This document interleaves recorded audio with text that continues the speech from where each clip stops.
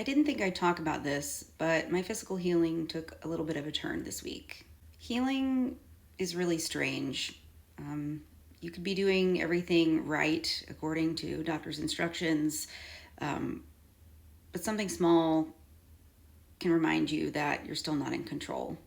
I had a small complication with my lip.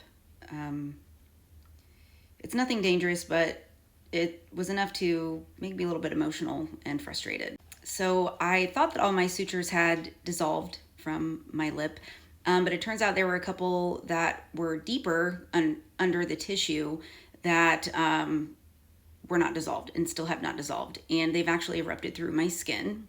I'll kind of show you a close-up of what that looks like here and here.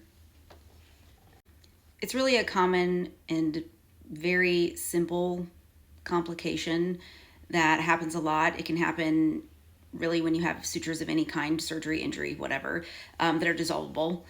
This basically happens when the suture doesn't dissolve all the way or your body starts to reject it. Some people call it a spitting stitch or a spitting suture or a suture abscess, but basically the sutures under here haven't dissolved all the way, and my body's like, hey, that's a foreign object, and is trying to get rid of them. So it's not super painful, but it was a little frustrating to me because I notice it, and I know other people probably don't notice it that much, but I see it and I feel it because they actually are poking through the tissue where my lip was.